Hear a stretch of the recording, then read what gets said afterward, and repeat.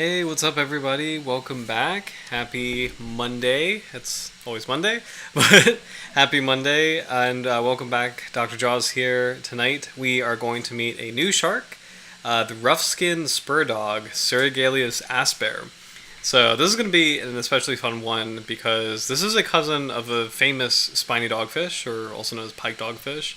And what's kind of cool is that spiny dogfish and pike dogfish are so abundant and so much of a staple of shark science and shark knowledge, that there's this interesting, I guess not mistake, but misperception that they're kind of representative of the entire family of Squalidae, and that they're kind of like the average dogfish shark. And the reality is, spiny dogfish is actually a very unusual kind of dogfish shark in the sense that it spends a lot of its time in shallow water. So we humans get to see it a lot, but as far as dogfish go, spiny dogfish is actually rare because most dogfish are like this shark. They are deep water animals. So dogfish, as a rule, typically spend their lives in the twilight zone or deep water parts of the ocean, and they typically look like this species, Cirrhigaleus asper, the Roughskin Spurdog, having kind of more of a uniform color. And this individual is like a uniform pale color. Very large dorsal fin spines, so you can see in front of the two dorsal fins, two very, very large spines. What I'm excited to learn about is whether or not those spines are venomous, because I know that the spiny dogfish and pike dogfish actually has a slight venom in its spines. So it would make sense if the other kinds of dogfish probably have a venom as well, but I've never heard of Cirrhigaleus sharks having that, so I'm excited to learn more about that. So I think what we'll do tonight is it's going to be more so research. There's actually a lot of cool material, like summary material on the species. So we'll take a look at that first and then dive into some research. We don't have any footage of Roughskin Spurdogs, which part of me is a little bit surprised by that because I think they do, sometimes, and as this photograph proves, sometimes spend some time at the surface. But the other part of me, thinks like, yeah, that makes sense, just because it is a primarily deep water species. So, but I'm excited to dive in and learn more about the Roughskin Spurdog. So, I think this is a great place to start. So this beautiful photograph came from sharksandrays.com. So this is Andy Merck's website, he's done this amazing photo catalog of sharks from around the world. And what I especially love about this website is that there's dive notes too. So kind of unique details about a species' behavior that may not really come through in scientific papers, and actually kind of comes through from diving experience. So we'll take a look here and see what we can learn. So Roughskin Spurdog, Cirrhigaleus asper, is part of the dogfish family, Squalidae. Common names are Roughskin Spurdog or Roughskin Spiny Dogfish, which is kind of interesting because it makes sense that it would be called a Roughskin Spiny Dogfish. The name Roughskin, by the way, comes from the shark's dermal denticles, which are unusually large relative to its body size. So, or just large in general. So they kind of have a rough, sandpapery like texture, much more so than typical for sharks. So that's how it gets its name. Spiny dogfish, in a funny way, this is literally a spiny dogfish, but there are, as in it's a dogfish that has spines on it, but that's the entire family Squalidae. So it's kind of like, I guess Roughskin Spiny Dogfish is kind of appropriate, but overall, I mean, there's such a charismatic species in Squalus acanthius, the spiny dogfish, that probably, probably could use a better name. I like Spurdog. Spurdog is kind of like a cool name, and it's something a little bit more distinct to attach to the species. So, but identification: a relatively stout squaloid shark with a snout length approximately equal to mouth width, with a broad anterior nasal flap. Two dorsal fins with long anterior spines. First dorsal fin origin significantly posterior to free rear tip. So there's a lot of space between where the dorsal fin originates and where the pectoral fins end. Second dorsal fin almost as large as the first. Spine on the second dorsal fin more curved than the spine on the first dorsal fin. It's kind of interesting. That's actually similar to the spiny dogfish, Squalus acanthius, but the spiny dogfish has a very small first dorsal fin spine, a pretty large second dorsal fin spine, but typically for spiny dogfish, the first dorsal fin spine is half the size of this one, this fin spine in the Roughskin Spurdog. So. All fins have white posterior margins, more pronounced on dorsal fins and lower caudal lobe. Pectoral fins broad with rounded free rear tips. Dorsal coloration gray or grayish brown and unmarked. Ventrum pale. Size maximum recurrent length is 118 centimeters, but usually 90 centimeters. Size at birth is 25 to 28 centimeters. So, like a couple, like 3 to 4 feet. Conservation status. This is actually a really cool photograph looking at the dorsal fin spine, and what's interesting is that I can't tell if those are grooves or if those are rings. This is an amazing, beautiful photograph, by the way. You can even see through the dorsal fin, so you can actually see the veins going through the first dorsal fin, which is wild. It's such an amazing shot, actually.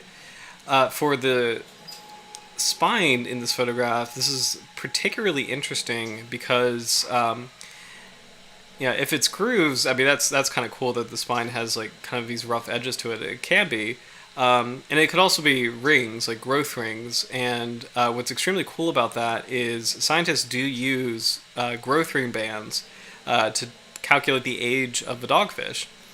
So because they have these like unique fin spines that the bands are formed by, I think it's like mineral deposits as the shark grows. And what's kind of cool about them is the way they form and the rings that they form. They are seasonally dependent. So the composition changes with the season, and you can kind of record a year's worth of time in each of the bands. It's exactly like a tree, like how a tree's growth rings are configured. It's the same concept as with a dorsal fin spine of a shark.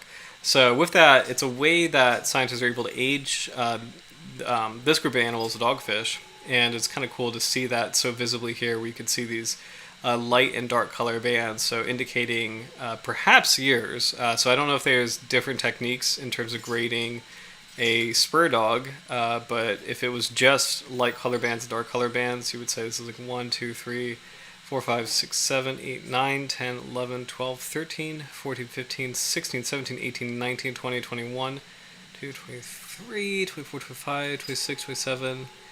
If you're doing just light color bands, this would be 40 years. If it was just, if it was both light and dark bands, it would be 40 years. If it was just dark color bands, it would be 20 years. Both are actually relatively appropriate for dogfish, because dogfish actually are pretty long-lived. So typically dogfish, like spiny dogfish, at least age to about 40 years. They've been theorized to reach 100, which is kind of amazing. So, hey Quackers, welcome back.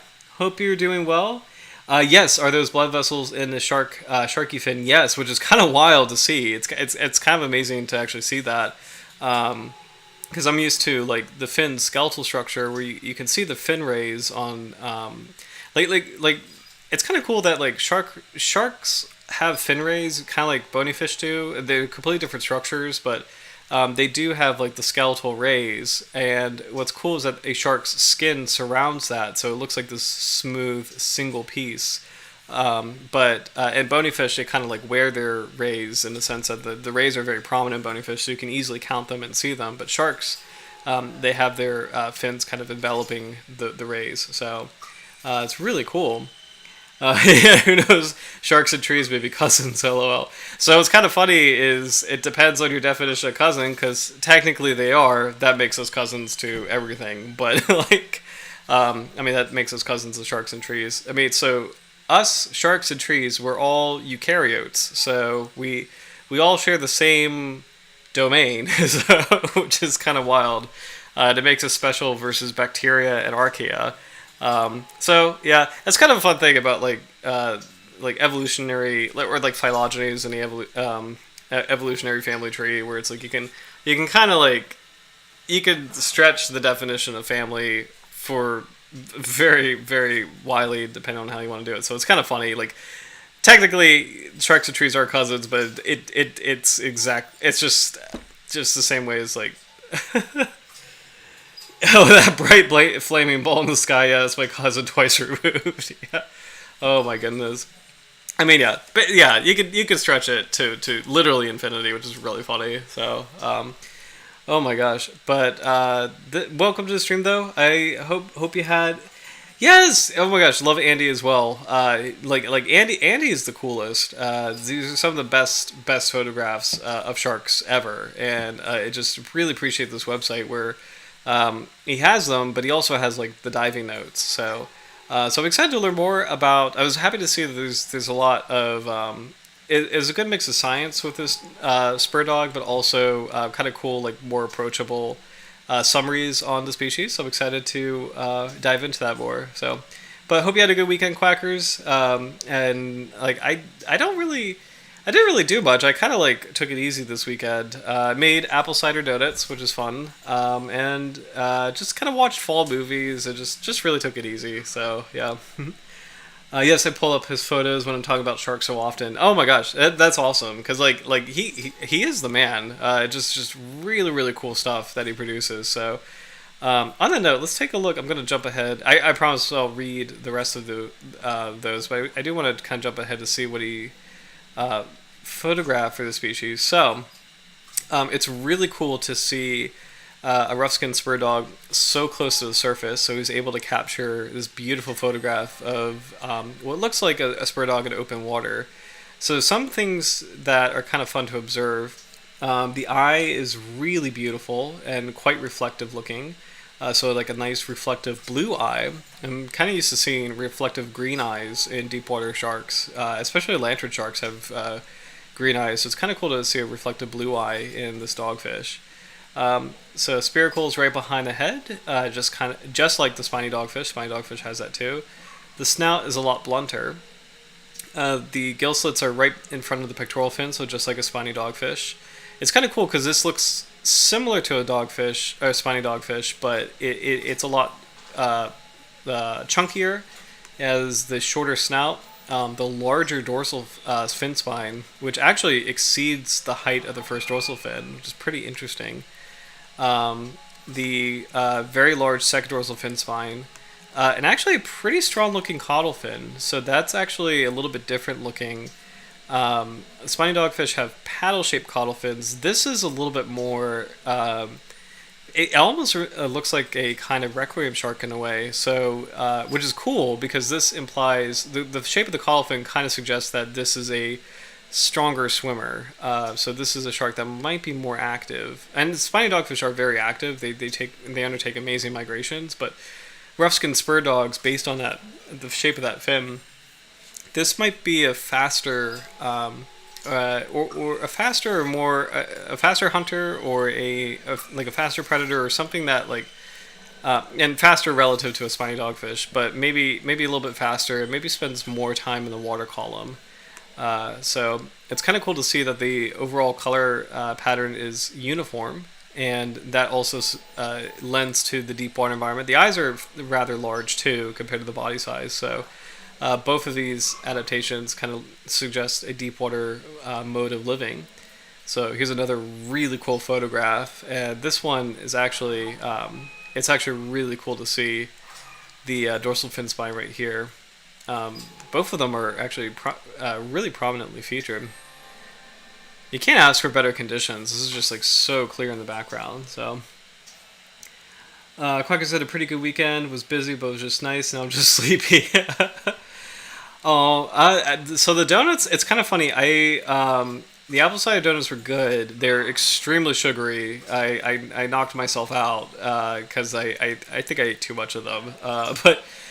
So I made them in like muffin tins and rolled up aluminum foil to make like a core that I put in the center of the tin, so it makes like the donut shape. So yeah, Rose, look into my soul with that eye.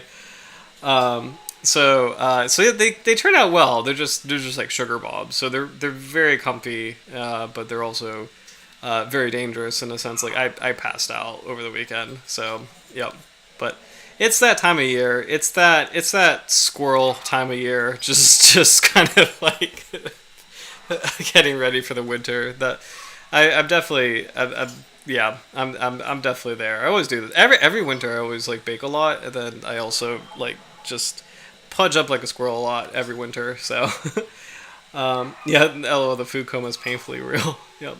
Speaking of winter, and speaking of dogfish, I might have mentioned this in the last stream, but it's really cool to see that this is the major change in seasons. November in Virginia is the major shift where we started to see warm water sharks migrate out of here in October, and then most of them are gone by November, and you get a lot of the New England species coming down here. So the dogfish are back, which is really cool. So dogfish are back in the region. Basket sharks should be back in the region, so in the Mid-Atlantic region, which is cool. They actually saw a basket shark on Rudy Tours out of Virginia Beach this year, which is really amazing to me because it's just like they're so rare down here that I was just blown away that they actually were able to see one. And it makes sense that they do come down here because they're New England residents and they're a little bit more populous in New England in the summer. But anyway, like point being is like this is kind of like the changing of the guard where right now it's definitely wintertime sharks, winter season for sharks down here. So sometimes we'll get white sharks.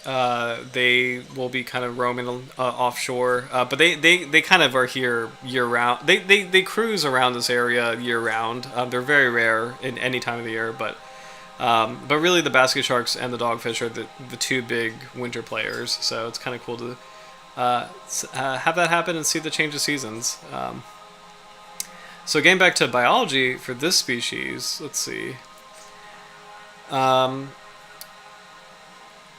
to this website, it will corroborate with the IUCN Red List. The Roughskin Spurdog is a wide-ranging species that is not known to be directly targeted at any fisheries, but is incidentally caught in demersal trawl or low-lying fisheries. For example, is captured in a shrimp trawl fishery in the Gulf of Mexico, the bottom fish fishery in the Hawaiian archipelago, and off southern Africa in the prawn trawl fishery. It is likely to have undergone declines in some areas, for example in Central and South America, where industrial and artisanal fisheries are intense and largely unmanaged, but no species-specific catch data for the Roughskin Spurdog is available. Let's see. Habitat. This is a tropical, subtropical, deepwater species from the continental shelf and upper slope, 73 to 600 meters. So deeper sunlit zone, and then definitely twilight zone. Sometimes near bays and river mouths. That's interesting. I was not expecting to read that. Sometimes near bays and river mouths. I'm actually shocked that Roughskin Spurdogs do that, which is kind of cool because at the top of the stream I mentioned that how spiny dogfish are unusual in that they are shallow water dogfish, whereas most dogfish are deep water. And I thought this species would be mostly deep water too, but it's interesting to see that they actually can be found in bays and river mouths. That's kind of wild. So, distribution. The Roughskin Spurdog has a wide but fragmented range in the Western Atlantic, Indian Ocean, and Central Pacific. The Atlantic and Pacific populations are probably different species. That's actually really cool. And that's exactly what happened to spiny dogfish too, where we originally thought the spiny dogfish was a global species, but we found out later that the Atlantic spiny dogfish is distinct from the Pacific spiny dogfish, which is now Squalus sucklei. So it's actually really cool that this Roughskin Spurdog perhaps has two different species as well. And it's just really cool to see species hiding in plain sight. Related to that, let's check on how many sharks exist right now. And hilariously enough, I don't know why it is like this, but Wikipedia is the most up to date with the total count of sharks. It's really funny. I don't know how that's the case, but list of shark species. List of sharks. Okay, so 557 described and 23 undescribed species is what Wikipedia is saying. And again, I don't know why it's like this, but Wikipedia is legitimately like actually pretty good as a it's very good as like a first line of inquiry where it's like and it's good to always like follow up with more detailed research, but Wikipedia is it's so funny how it's like actually like the best first glance repository of like how many sharks we actually know exist in the world. So 557, 23 undescribed species, so that's about literally 580 species. So we're getting close to 600 sharks, which is unbelievable. Let's see who has been discovered this year. Okay, so nothing yet from 2025. In 2024, we've got... I think we did talk about Digichthyes satoi, the roughback bristle shark. So this is the newest species of shark discovered. Let's see if we can get a picture of that, just for fun.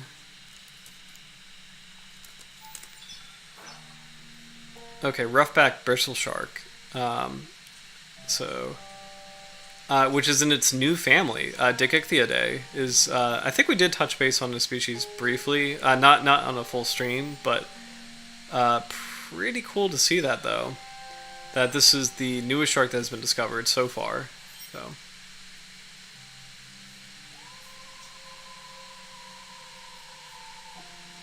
Let's see. Catching up on the aerial dogfish. Yeah. Oh my gosh. Diving logistics. Oh, actually, sorry, I went a little too far ahead. So we're talking about the two different species. Reproduction, aplacental viviparous species. So this is also known as ovoviviparity. And what's kind of funny is like ovoviviparity has been the hardest one for me to kind of really wrap my head around. As far as like there's three modes of reproduction. For sharks, there's oviparity, which is egg-laying sharks, and that's very easy. A shark lays an egg, and the egg hatches into a baby shark.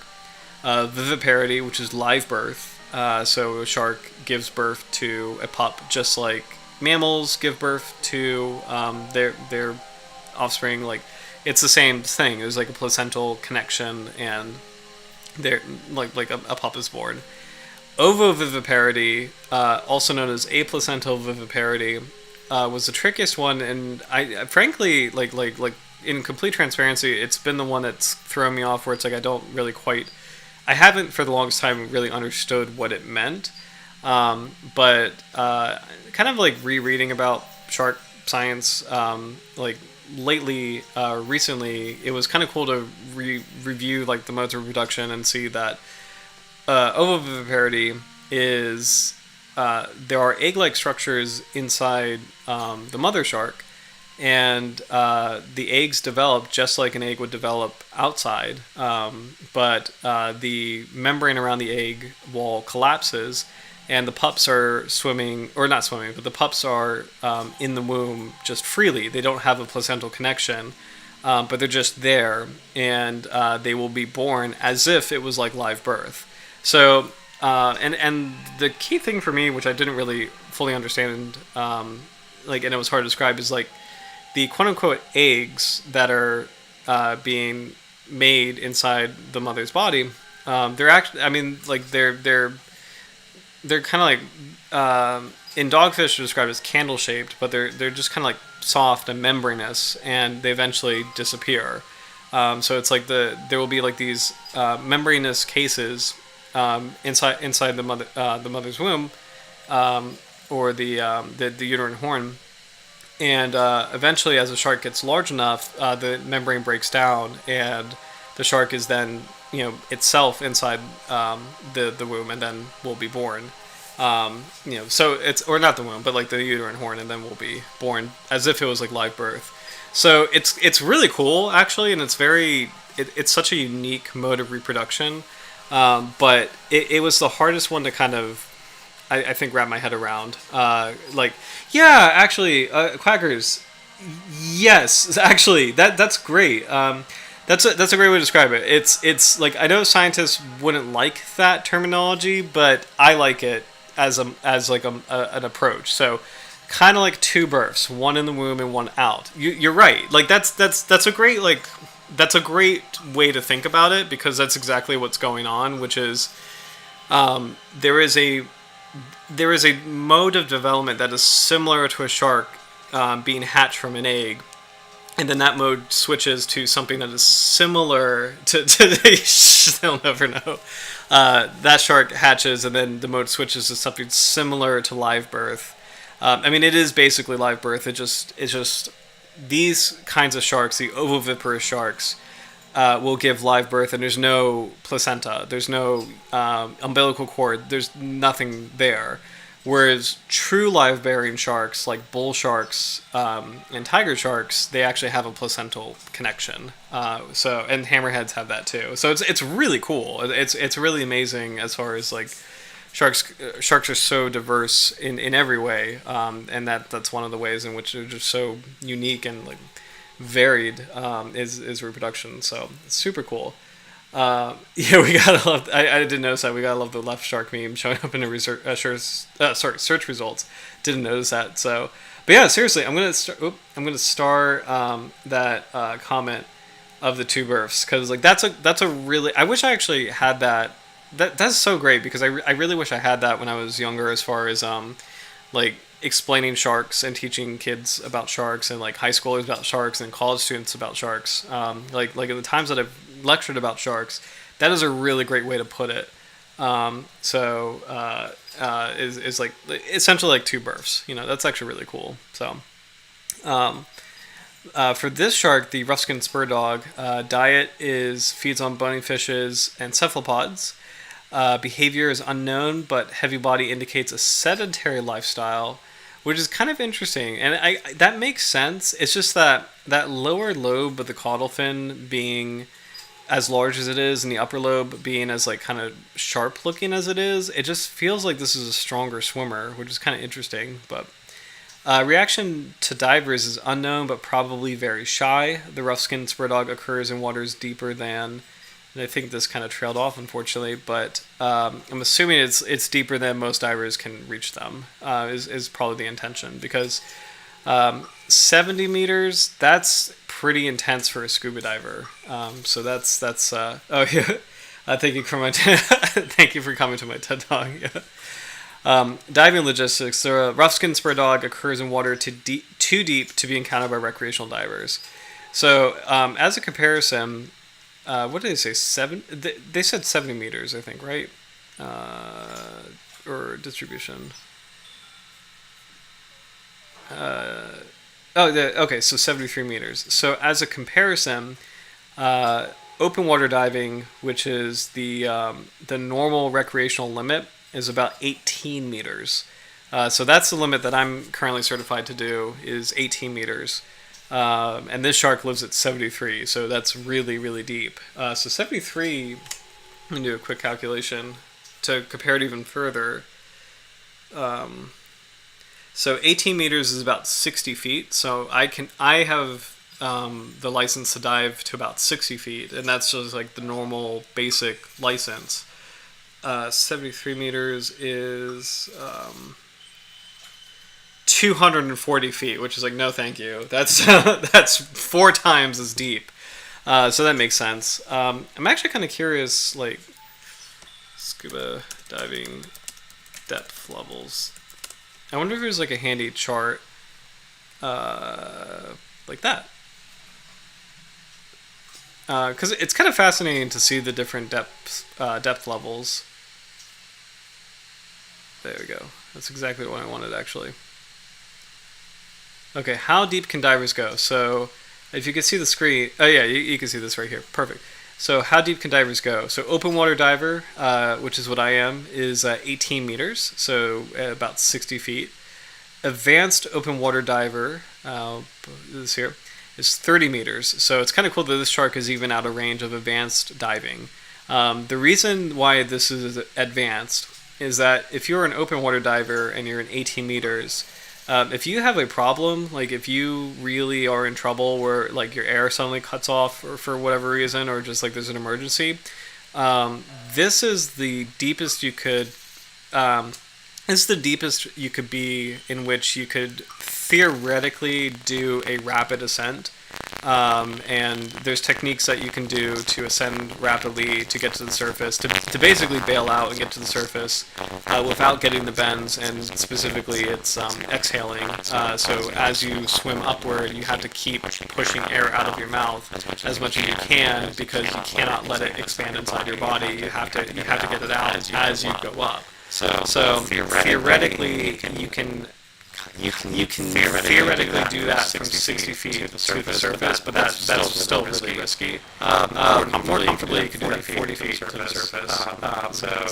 That's a lot. But anyway, 18 meters is sorry about that. 18 meters is the deepest you can go recreationally, and the deepest where it's relatively safe. 30 meters for advanced open water diving. It's not only more dangerous from a depth perspective, but this is also the zone in which you enter into nitrogen narcosis, which is this condition where your body is absorbing so much nitrogen that you start to feel a little bit too relaxed, and you start to act a little goofy, and it's described as somewhat akin to being intoxicated a little bit. Like it's kind of like you're warm, you're happy, and you're just enjoying life. And it's also called the rapture of the deep, where like things seem normal and things seem fine, and you're just having a good time, and nothing could go wrong. And it's exactly the most dangerous thing that can happen, which is like a false sense of security in a deeper, more dangerous situation. So that's you definitely need a lot of dives under your belt and some technical expertise to become an advanced open water diver. I'm personally gonna probably just stick to open water diver, just to be safe. So there's that. Deep diver. Now, deep diving gets into some really wild stuff where you are talking about different air mixes. You are talking about planning out and pulling down like multiple tanks, maybe potentially doing a rebreather. I have no interest in doing this because this is starting to get into some very dangerous stuff. This is kind of like getting into the equivalent of climbing extreme mountains. So you're starting to talk about like not Everest, but like mountains where you can't just like walk up to it and hike it. You actually have to train for it, and just make sure that you understand. It's just very risky, and that's 40 meters. This is still not as deep as where the shark lives. Finally, is technical diving, which is extraordinarily dangerous. Very rewarding because it is so dangerous. So these are divers who actually work on oil rigs, who have to and get a special certification to go down like to insane depths. But it is the most absolutely dangerous form of diving in the sense that I've heard that technical divers are very well compensated for this. It's kind of like Deadliest Catch, like how that fishery is extremely lucrative because it's very dangerous. And similarly, technical diving, I've heard it's a pretty lucrative profession, but that's because it's extremely dangerous, where you're just dealing with so much pressure and like how gas affects everything, and just like you have to time all your ascents very carefully, and it's just I think like the biggest myth about diving that's perpetuated in film and pop culture is that you could just go in and out whenever, and the reality is you can't. You have to, like, the deeper you go, the longer you have to stay down there in order to make an exit plan to ascend safely, because of how the gases build up in your body and how they affect your body. Like, you cannot just pop in and pop out. You have to pop in and then slowly, in an agonizing pace, find a safe way to exit. So it's just, yeah, it's just interesting. So technical diving is scary. Oh, great! This website has risks. I love reading about risks. So let's do this. Oh, oh, thank you. Well, this is crazy interesting to hear about. You used to get ads for like, sure, we have risk our lives twice a year, but we could party for the next 6 months. Yeah. So here we go. So depth range 10 to 20 meters. So this is okay. So this is this is my level, right? Shallow diving, ideal for beginners and basic recreational dives. Minimal risks, though buoyancy control is important. Typical use is snorkeling and open water scuba diving. So lovely. This is the happy fun zone. I like being in the happy fun zone. I like being safe and enjoying the ocean and being with the sea creatures. And actually what's kind of interesting is you actually do see a higher concentration of life at the surface because it has the most solar energy. And especially if you're going to places like coral reefs or like kelp forest, a lot of life is going to be concentrated at the surface anyway. So it's not bad. It's like you're not really missing a heck of a lot. But anyway, if you wanted to go deeper, so 20 to 40 meters, this is the advanced open water range. Moderate depths, a limit for most recreational divers. Increased risk of nitrogen narcosis and decompression. Advanced recreational diving. 40 to 60 meters is deep diving. Beyond recreational limits requires technical training. Higher risk of nitrogen narcosis, oxygen toxicity, and decompression sickness. This is technical diving. So, fun fact about scuba diving is that there's multiple ways to die, and there's multiple ways to get poisoned, and multiple ways to have gases build up in the wrong way. So nitrogen narcosis is one of them, and then oxygen toxicity is another. They're very different. They're different mechanisms, but essentially, they're different pathways, but they both hurt you. They hurt you in different ways, but they essentially are both extremely dangerous. So 60 to 100 meters, I can't even imagine. And this is actually where you would meet the shark, meet the Roughskin Spurdog.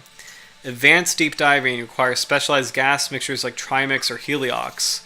Extreme risks include high pressure nervous syndrome. I can't even. Oh gosh. Oxygen toxicity and extended decompression. This is professional and technical diving. So this is just really, really freaky. 100 meters and beyond is ultra deep diving. Extreme diving required advanced technology and planning. Ultra deep diving, extreme diving requires advanced technology and planning. Record-setting divers, scientific exploration. So I risks of deep diving. Okay. Sorry, this is kind of a fun tangent. I think this stuff is really interesting. So here we go. Deep diving is just about going down. It brings serious risks and need careful planning and understanding. The deeper you go, the more pressure you face, both physically and mentally. To dive safely, you must be well prepared and aware of the risk involved. Below are some of the critical risks you may encounter. Quackers were coming up as a blowfish at that point. Oh my gosh. So nitrogen narcosis, also called rapture of the deep. This happens when nitrogen in the blood causes a narcotic effect, leading to confusion and poor judgment. So my dive instructor cracked me up because he was explaining what this is, and he was saying yeah, you just get down there and then you start to look at things differently, and then you see a crab over there and you're like, oh my god, little buddy, you're drowning, I gotta give you some of my air, and you take your air out and you give it to the crab. You okay? Like he was describing how silly it gets, and it's funny, and it's also extremely dangerous. Oh my gosh, it's just, yeah, I could not do it, and I won't put myself in that situation because it's just it's poor judgment is the key word, or keywords. So it can occur at depths of greater than 30 meters. So oxygen toxicity. Breathing oxygen at high pressures could be toxic, causing convulsions and other life-threatening symptoms. This is why divers often use dude, the eels are drowning. Yeah. This is why divers often use gas mixtures with lower oxygen content for deep dives. Pretty interesting. Decompression sickness, the bends. This is the most famous one. If a diver ascends too quickly, nitrogen bubbles can form in the body, causing severe pain and potentially fatal conditions. Proper decompression stops are crucial to prevent this. So the best way to explain this, and the reason why this is so horrifying, is as you dive deeply, and it's kind of interesting physics-wise, as you... thank you, Quackers. Have a great night as well. Have no mean to join, but thank you for joining. I'm glad we got to talk about sharks and diving for a little bit. So, but have a great rest of your week, and I guess you'll see this later. And thank you so much for watching. But hope you have a good one. So, I'll just wrap up the decompression sickness in cold water before we hop back to sharks. So, for decompression sickness, what's interesting about it is it just gets back to the physics of gas, where the basic physics of gas, or laws of gas, where gas compresses the deeper you go and expands. It's like if you have like a cylinder of gas, well, actually, I'm trying to find a good example. Okay, not a cylinder, but like say you have a balloon of gas, and you are diving deeper and deeper and deeper. That balloon is shrinking and shrinking and shrinking, and so it compresses. So the deeper you go, the more gas compresses. And so actually, let's say I'm going to see if I can make an analogy that might make sense. So let's say at the surface, I breathe one balloon's worth of gas, right? And it's like a balloon is like this big, and it's like, I'm breathing, like that's all I need at the surface right now. It's like one balloon's worth of gas. As I'm scuba diving and going deeper and deeper, that gas is compressing smaller and smaller. And in order to keep breathing for myself, I'm like, oh gosh, I need multiple balloons worth of gas in order to keep breathing. So I'm breathing in like 2 balloons, 3 balloons, 4 balloons, 5 balloons as I'm diving deeper and deeper and deeper. So that's kind of like, what I'm ingesting, right? Now, just as gas contracts as you get deeper into the water, it also expands as you get shallower, as you ascend. And the thing about nitrogen on narcosis is, say I had like 5 balloons worth of gas all at once, and then I immediately go up to the surface, all 5 balloons of gas are going to expand as I'm ascending. So I'm basically like just exploding. Like as far as like that's how the nitrogen bubbles form. It's like all like you're intaking so much air and so much gas at the surface that if you go up too quickly, all of it is going to expand. And expand at such a rate that your body can't handle it, and that's how you get the bends. And the remedy for that, and what you need to do, is firstly you have to expel that gas, like you have to breathe out, and then go up slowly, like you ascend very, very slowly. You're breathing in a normal amount, you're breathing out a normal amount, you're expelling as much as you can out of the body. So I'm like expelling 5 balloons worth of gas, as I get further and further up to the surface, and then I get back to my normal level. That analogy kind of makes sense in my head. I don't know I hope that makes sense, like, I guess for future viewers, but please leave a comment below if that makes sense. But like, essentially, like the bends it's easily preventable. You just have to breathe constantly and, ascend and descend very slowly, and it's all about like monitoring your gas intake. Excuse me. So, but it's interesting because it always goes back to like it's just like the fundamental physics of air and how it works at pressure. So, and the deeper you go, the more pressure there is. So, it's just really interesting. The final little thing here before we get back to the shark is cold water. As divers go deeper, the water gets colder, which can lead to hypothermia. Special suits are needed to keep warm. And kind of related to that, temperatures are very serious thing. I mean, anywhere you go, whether it's like a hike on a trail or a scuba dive, you have to stay warm. Water retains heat a lot more poorly than air. Water dissipates heat a lot more quickly than air, so you get colder more quickly in the water.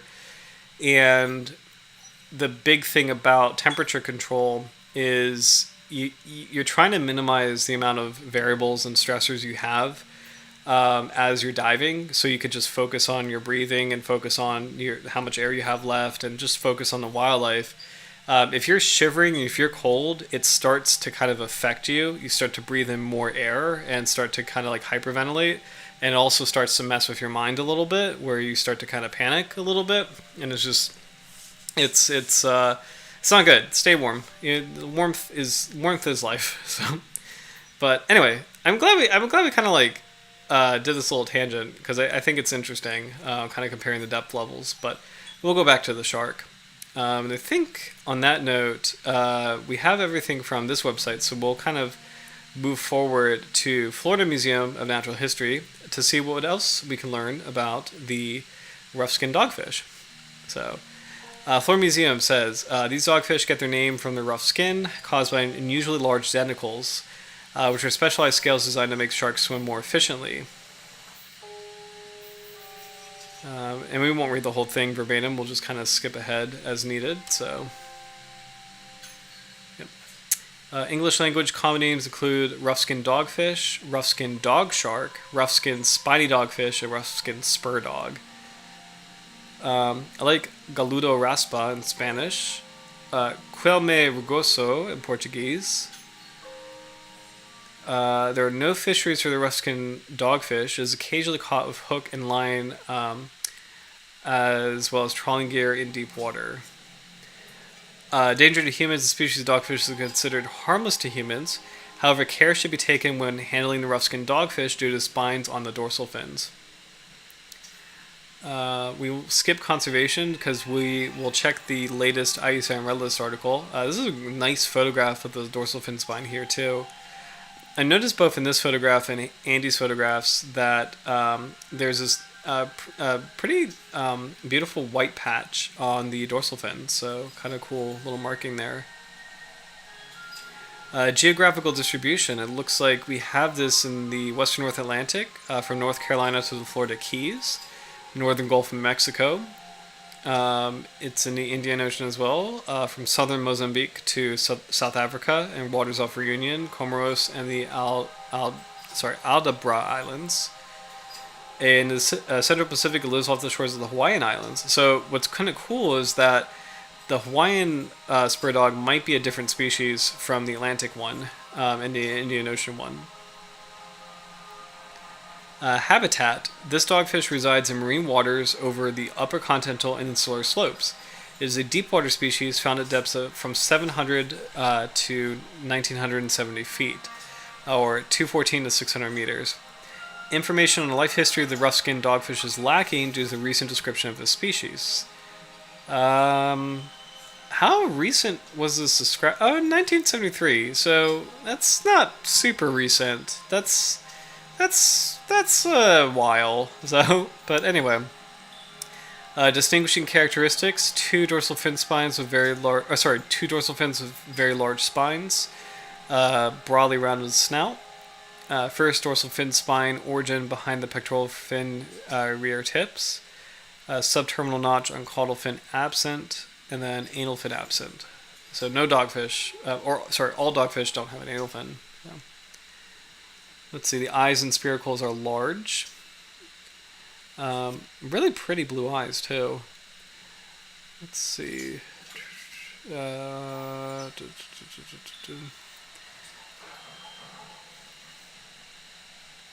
Let's see, other species that are similar in appearance to the rough-skinned dogfish or the rough-skinned spurdog include the spiny dogfish, Blainville's dogfish, and the Cuban dogfish. The spiny dogfish can be distinguished by its small dermal denticles and second dorsal fin, which is much smaller than the first. Also, it is often marked with white spots throughout the body. The Blainville dogfish and Cuban dogfish both have a first dorsal fin is located more interior than a rough-skinned spurdog or rough-skinned dogfish, with the origin over the pectoral fin. These species also have smaller dermal denticles. Interesting. Coloration. The body of the rough-skinned dogfish is dark gray to brown, fading to a lighter color below. The fins are edged with white. The body lacks spots or any other distinctive markings. Juvenile rough-skinned dogfish are brown in color. Let's see. We'll skip dentition because I think sharkreferences.com will have an actual teeth, which will be kind of cool to examine. But denticles, so dermal denticles. The rough-skinned dogfish gets its common name from the rough-feeling skin it has. This rough texture is from the unusually large dermal denticles found on the species. The denticles in adult specimens are tricuspidate with a distinct central ridge flanked by weaker ridges. Juveniles have leaf-shaped denticles characterized by a distinct central ridge. Okay.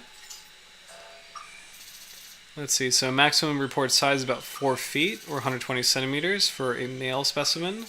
Average size is about 3 feet or 90 centimeters. Males reach maturity at a length of 2.8 to 3 feet, and females mature at 2.9 to 3.6 feet. I'm curious about age for the species, so they don't make a note on age. But I mentioned earlier that spiny dogfish, they can easily reach about 40 years of age and have been theorized to reach 100. So I'm kind of curious if, and that's unusual for a shark. I mean, even to reach 40 is like not really normal. A lot of sharks can probably reach their 30s, but hitting 40 for a lot of shark species is kind of amazing. So it's I'm curious what for the rough-skinned dogfish, what its age. If we have any age information, that'd be really cool to see. This dogfish feeds on a variety of bony fishes and cephalopods, including squid. So we talked about ovoviviparity. Minges, welcome back. Damn, especially for a smaller shark, right? Yes. So I hope you had a great weekend, by the way. It's good to see you. But I was shocked that spiny dogfish reached the ages that they did. And what's kind of cool is that they, like, spiny dogfish have kind of like this, I want to say it's like this asymptote where they grow and then they kind of reach this point where it's like they're not going to continue to grow that much anymore, but they're living, such a long life, which is kind of amazing to think about. So I mean, I guess we have that too, because I'm not going to get any taller, but it's kind of cool. It's really interesting to see that these little sharks, they may be small, but they're mighty as far as age goes. So predators, larger sharks are potential predators of the rough-skin dogfish. Taxonomy. Let's see. Merritt described the rough-skin dogfish as Squalus asper. Shortly afterwards, this name was changed to the currently valid Cirrhigaleus asper. The genus name Cirrhigaleus is derived from the Latin cirrus, which means curl fringe, and the Greek galeo, meaning shark. Species name asper is derived from Latin, meaning rough. Due to its recent description, there are no known synonyms referring to the rough-skinned dogfish in previous scientific literature. Okay. I do want to check FishBase, because FishBase is usually good for Latin names, although it's saying the same thing. Cirrhigaleus is Latin, is cirrus for curl fringe, and I'm not really sure what that means, or what that's referring to. I think Galeus is shark, so... let's see, Minges, happy to be able to watch live. Watching your streams during downtime is always fun, but also super nice to be able to go, woo! Thank you. I appreciate that. Thank you. It's really good to be back on another Monday stream. It's fun to, it's especially fun to do it, doing the streams in the fall, because it's... I forget when the first one... I should know when the first one started, but it was 2022. Yeah, it was 2022. So it's kind of amazing that we're coming up on 3 years, where actually, I guess I should look this up. And I apologize because I feel like we did this recently, but that first bull shark stream, let's see,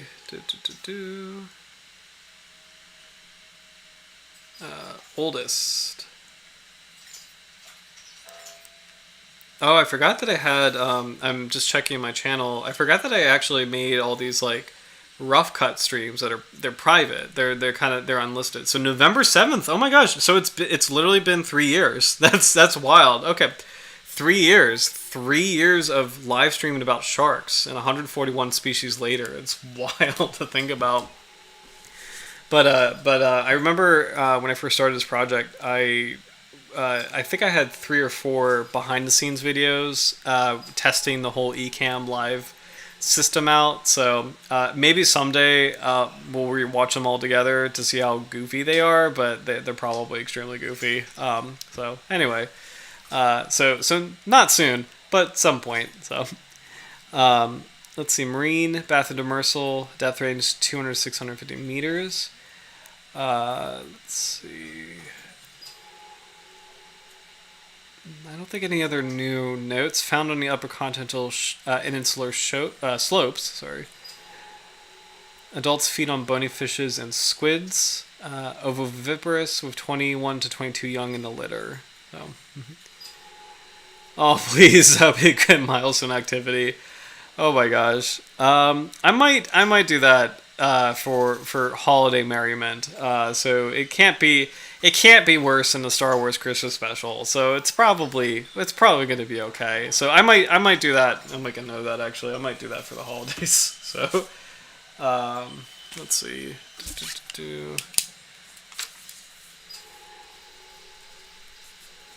Live stream old tests. We'll see. We'll see what happens. So, let's see. Roughskin Spurdog. This is interesting. So the IUCN Red List is saying the species is data deficient. Also, Mingus, by the way, if you missed it, in the beginning we learned that this species might be actually two species.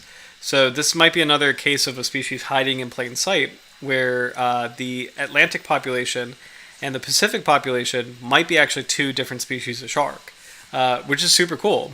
I pulled up Wikipedia briefly. Not be happy to do it again because I just think this is really cool.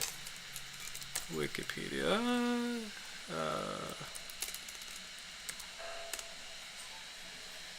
Let's see. List of sharks. Wikipedia, don't know why, but it just has a very up-to-date list. So currently Wikipedia says 557 described species and 23 undescribed species for a total of 580. So we're getting close to 600 sharks, which is incredible. And my prediction was 1,000. In maybe not in my lifetime, but my prediction is when all is said and done, and we've learned about every single shark in the world, it's 1,000 species is my prediction. So. But we were checking the years, and the latest one was Dikithi Satoi, which is the roughback bristle shark, is the most recently discovered shark. So currently 2025 doesn't have one yet, but we'll probably, I feel like we could maybe get at least one at the end of the year, because I think we've had I feel like each year has a new species. So 2023 had the ridge egg cat shark and Leah's angel shark. Let me see if there's a picture of that, because that's actually cool to see that there's a new angel shark. Squatina leahi.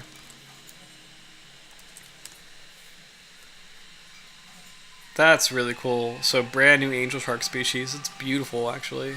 It's so cool. And shoot, I should not have clicked away because I had a question. So this is really random, but I was thinking about lamniforms because there's not that many lamniforms.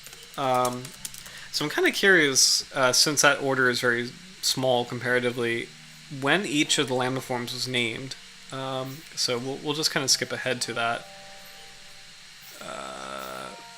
Wait, where are they? Oh, there we go. Okay, so lamniforms. Here we go.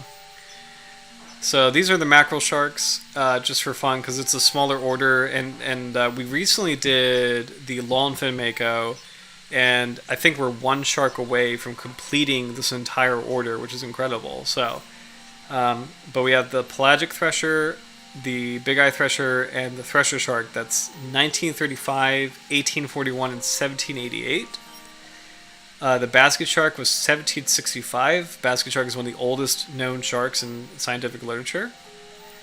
The white shark, or great white, Carcharodon crocarius, 1758. So also one of the oldest. This is one of the oldest sharks known, which is super cool. The two makos, the short fin mako is 1810. The long fin mako is 1966. The salmon shark is 1947. And the poor beagle is kind of old, 1788. The megamouth was 1983, so it's kind of a little bit more recent. People were kind of shocked that they were able to find the megamouth. This beautiful, giant plankton-feeding shark. The goblin shark, Mitsukura ostoni, in 1898. Sand tiger is 1810. The small tooth sand tiger is 1810. The big eye sand tiger is 1955. And then finally, the crocodile shark is 1963. So it's really cool to see that the most recent lamniform is the megamouth, and we haven't seen any since. So as far as like new discoveries, so it's kind of cool to see that. But Love this. Episode 1000, here we come. And then, oh, actually, wait. Sorry, I missed these comments, man. This is really cool. Oh, yeah. Sorry, I love these comments. Are there many shark species that inhabit both the Pacific and Atlantic? No, it's not a dumb question. Not a dumb question at all. Because actually, what's interesting is that we're realizing that a lot of the species that we thought inhabited both oceans actually don't. They are actually different species. So the famous one is the spiny dogfish, where that was split into spiny dogfish on the Atlantic side and the Pacific spiny dogfish, Squalus sucklei, on the Pacific side. To answer your question, I will name the ones that I have off the top of my head. Blue sharks are cosmopolitan, so they're in both oceans. White sharks are in both oceans, actually, and I think white sharks truly are one species. I don't think there's discussion of them having different. Just because they are so widespread, I think, and they are so wide-ranging, kind of makes sense. Scalloped hammerheads are in both oceans. Let's see. That's a really great question, actually. Oceanic whitetips are in both oceans. I want to say silky sharks are in both oceans, but I'm not 100% sure.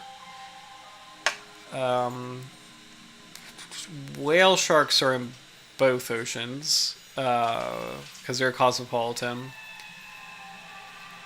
This is a great question because it's tricky because there are species that it's going to be the truly cosmopolitan species. Short fin makos are in both oceans. I think long fin makos are in both oceans. There are deepwater species that are relatively cosmopolitan. So I want to say one of the six-gill sharks is in both oceans. I want to say it's a broad-nosed six-gill shark. Broad-nosed seven-gill shark. Broad-nosed seven-gill shark and maybe a sharp-nosed six-gill. But I think broad-nosed seven-gills are in both oceans. But it's a fantastic question because and it's kind of cool when you look at the ocean. Like on that scale, the Pacific has all these like islands and open space, and is relatively like not as tampered with as the Atlantic. And the Atlantic has this beautiful like shelf region in terms of like the Caribbean, or not shelf, but like this beautiful tucked in region with the Caribbean Sea. And then you have the northeastern South America, the Amazonian region in the tropics, and it's just like it's a great question because it's like you have to think about how temperature blocks sharks from reaching certain locations. And oh, cool! I sort of assumed the historical separation of the seas, aside from the poles, would have caused a huge split between the species. That's a really great point. And that's actually, I mean, that's a fantastic point where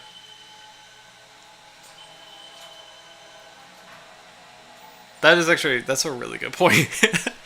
Let's look at the map and let's look at ecoregions. Hold on. Marine ecoregions of the world.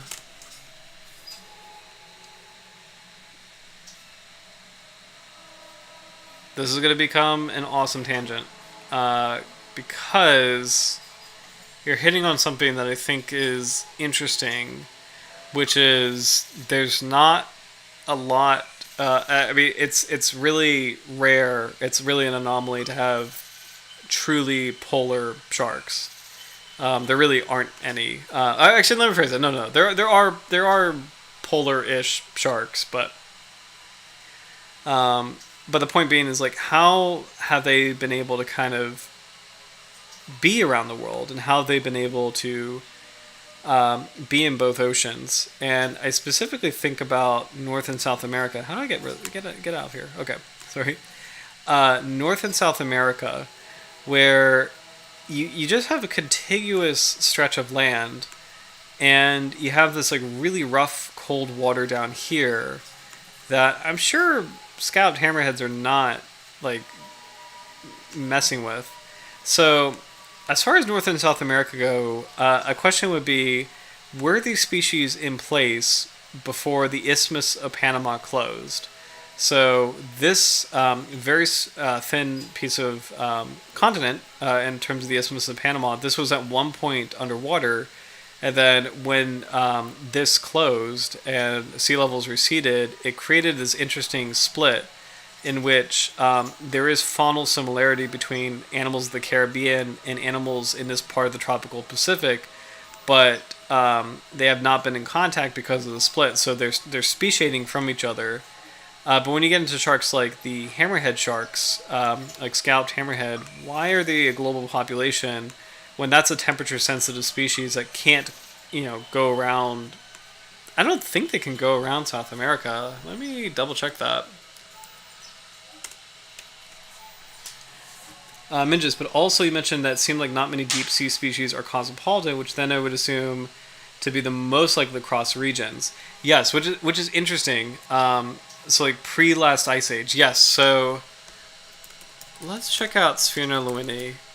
Because this is an excellent question, and it is actually throwing me off because like scalped hammerheads are a very temperature sensitive shark, but it is interesting. Hey, yeah, look at that.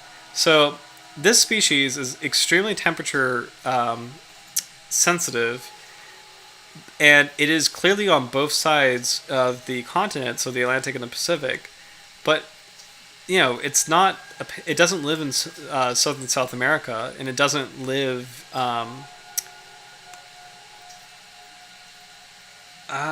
You know what? I think I might be being silly. Actually, well, no, I don't know.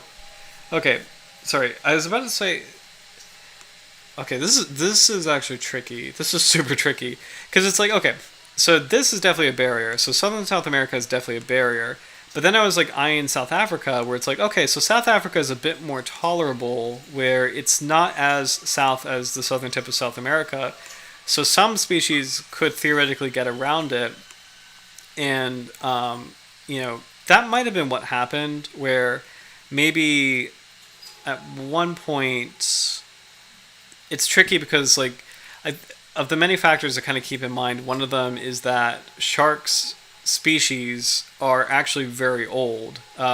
So let's check out, and Wikipedia is going to have the fossil record on it, which is hilarious, but Sphena lewinii.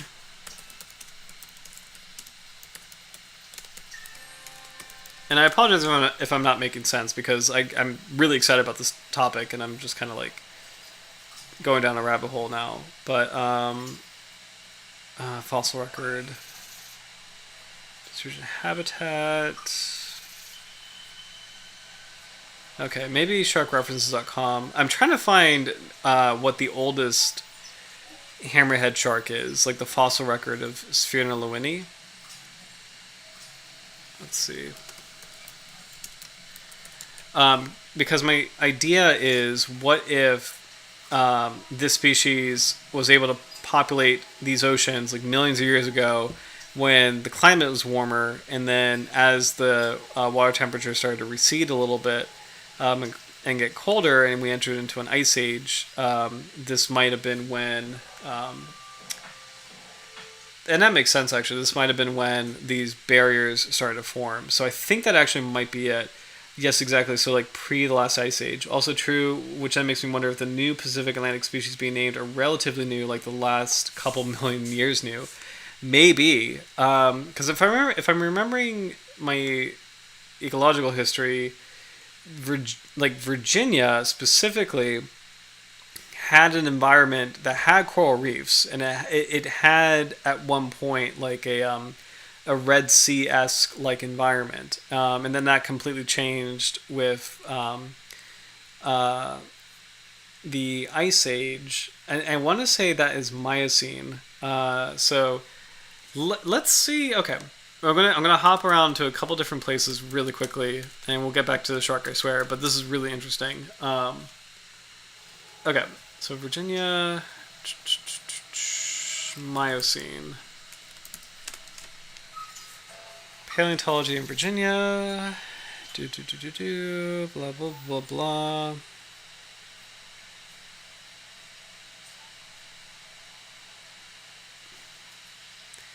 Local sea level rose and fell significantly during the ensuing tertiary period of the Cenozoic era. During Eocene, gastropods and let's see, Miocene gastropods were preserved in New York and James City counties. Sharks and whales. Okay, it's not telling me what I need to know.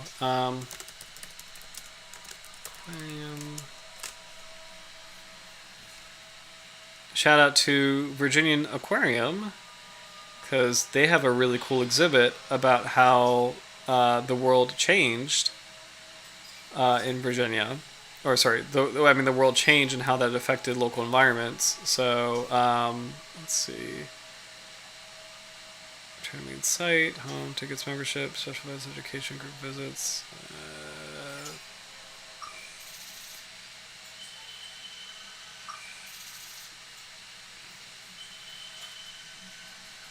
Let's see. Experiences. Animals and exhibits. Sharks and rays. Shout out to the sharks in the Virginia Aquarium. So we have nurse shark, sandbar shark, sand tiger shark. These are all local species. Spotted eagle ray is actually local. It's just a really rare tropical migrant. Zebra shark is not local. This is in the exhibit about the Red Sea and how once upon a time, millions of years ago, the temperate North America was a lot more like tropical places. So, and this is not going to show me what I want to see, is it? North Building exhibits. Here we go. Oh.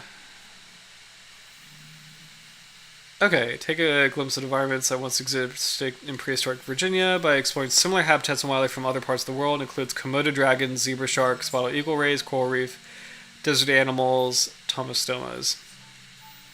It doesn't go into into detail in terms of... hyper-specific because I've only been to two that do this all, but museums that showcase their local geological history are the best, and I love reading about that sort of thing.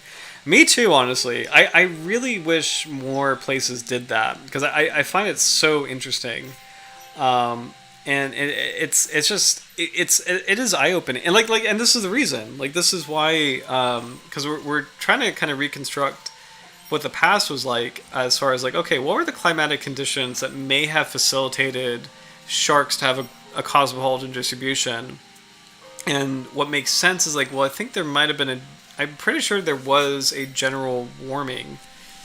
Let's just look up Miocene, because I think this is it. Okay. Okay. The Earth went from the Oligocene through the Miocene to the Pliocene. The climate slowly cooled towards a series of ice ages. Let's see. Oh, okay. During the late Miocene, the connections between the Atlantic and Mediterranean closed, causing the Mediterranean Sea to almost completely evaporate. This event is referred to as the Messinian Salinity Crisis. Then, at the Miocene-Pliocene boundary, the Strait of Gibraltar opened and the Mediterranean refilled. This event is known as the Zanclean Flood. Let's see...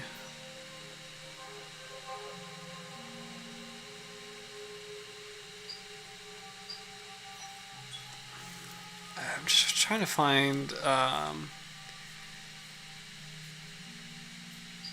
climate. There we go. Climates remained moderately warm, although the slow global cooling that eventually led to the Pleistocene glaciations continued.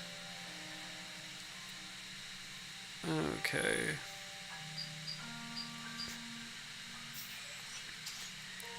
Okay, so... warm climate until you get to the ice ages. So that's around 10 million years ago, maybe 11. And so I think the next question is, how old is the species scalloped hammerhead? How old is Sphena lewinii?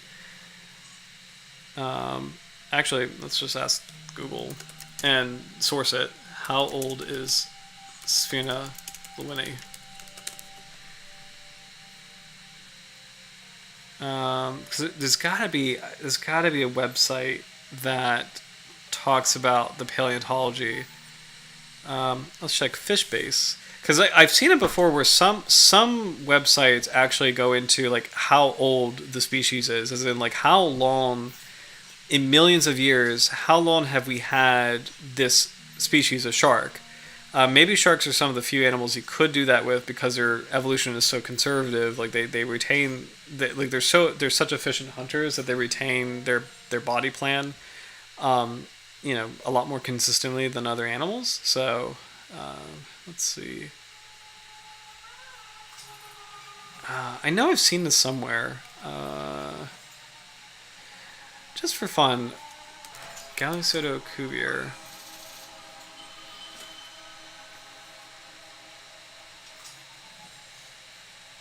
There we go. Okay. This is what I mean. So Wikipedia just listed a tiger shark, temporal range, middle Miocene to recent. So this species, Gallisoto Cuvier, was around since the middle Miocene. Also, are tiger sharks cosmopolitan? Let's find out, because I actually think they are. Cuvier. Okay, I'm gonna ditch the hammerhead. Love hammerheads. I'm just going to ditch them for the sake of this exercise because this is really interesting. And I think the tiger shark is gonna help basically address the same thing because I'm pretty sure tiger sharks are cosmopolitan. This is a great question, Mindos. I really appreciate this exploration. Let's see. Why is this website being goofy?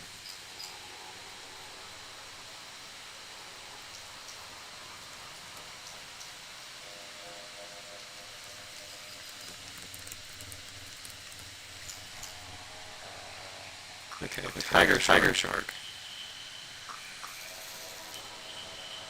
Oh, I'm happy to see that it's near threatened.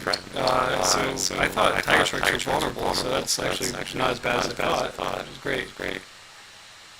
Tiger shark's range. Let's see if it's going to show us.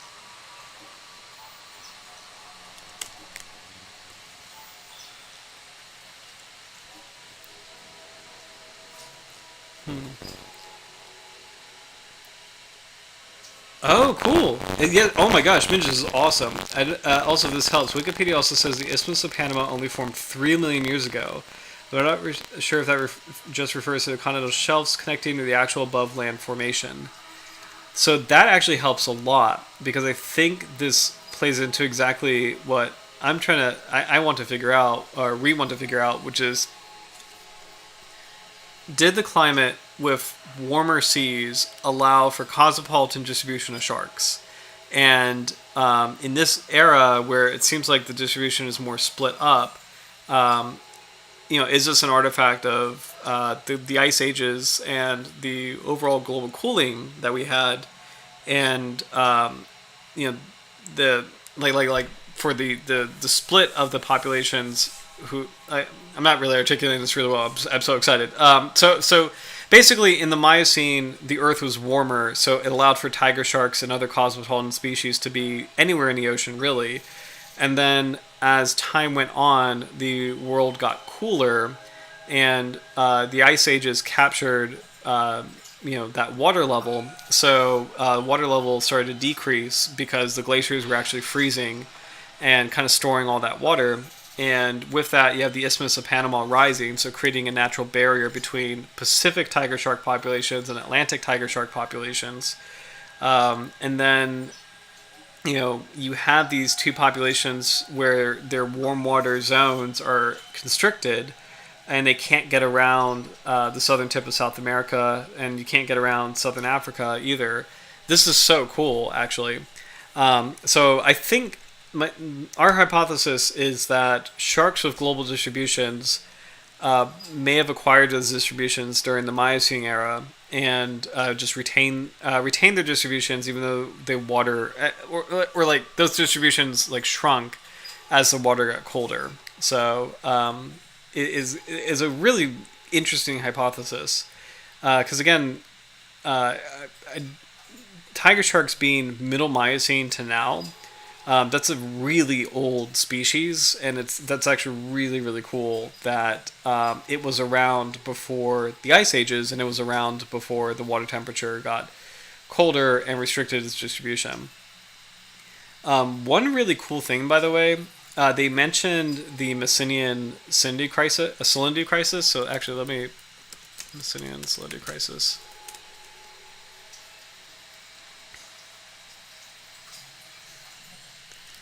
And look at that, by the way. This is such an amazing event where you have like that's the Mediterranean Sea, which is cut off from the ocean, the Atlantic Ocean, and it's just it was this amazing event where it was this chain reaction where you have this highly salty water being blocked off by the Atlantic, or sorry, blocked off by the train here. The climate evaporated that water, leaving behind even saltier water, which is even more susceptible to evaporation. And so you had this like unstoppable effect where, or this compounding effect, where a lot of the Mediterranean Sea just evaporated, and which is really insane. And I'm just gonna post this in the chat for further reading. But this crisis was a very important event for shark evolution, because before the Messinian salinity crisis, we had, I think, lamniforms were like the dominant group of sharks. And then as the waters opened back up, where as the Mediterranean basin started to refill and the Strait of Gibraltar opened, connecting the Mediterranean with the Atlantic, a lot of the carcharodoniform sharks came in and took over the lamniform niches, and they actually outcompeted lamniforms. So tiger sharks being one of them, like tiger sharks, hammerhead sharks, a lot of like sandbar sharks, or like other kinds of ground sharks that came in and became extremely efficient predators. Like after this event. So, and if we're being technical, I think if I remember correctly, the carcharodoniforms started to beat out the lamniforms. Then the crisis happened, and then the carcharodoniforms came back and just won out. Like they just completely dominated the ocean. And the lamniforms are still here, but they're just not as populous as they used to be. Which is so cool, by the way. Like I love that the lamniforms were like this old order of like they used to be extremely successful sharks as an order, and then in this modern age, carcharodoniforms have outcompeted them. Because like lamniforms has about 30 species, carcharodoniforms has like 220 species, 230 species. So it's kind of amazing to think about.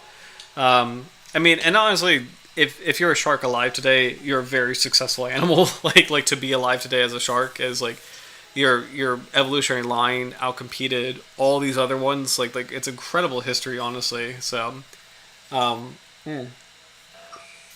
anyway, so really cool stuff. I'm gonna leave that link in the chat for further study. But I think we're basically, and we'll get back to the dogfish, but I think we're basically on the same page where I think, to answer your original question, it makes sense that cosmopolitan sharks probably took advantage, or possibly took advantage, of warmer seas in order to spread around the world. And now the reason why they look so piecemeal in their distribution is just because of how the Earth changed, where the sea level fell, exposing places like the Isthmus of Panama, which is a natural land barrier. And with that, you have these fragmented populations that are slowly speciating because they're not breeding together. But that's extremely cool, actually. That's so cool. So, Mingus, for real, they're old as hell. Yeah. So I love that they have temporal ranges for sharks.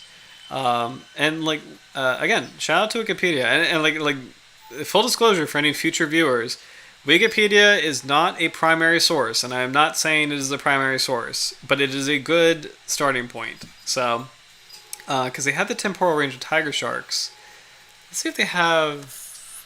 I wonder if they have one for the great white.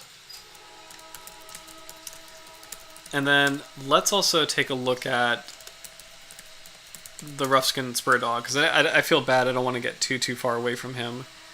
Let's see.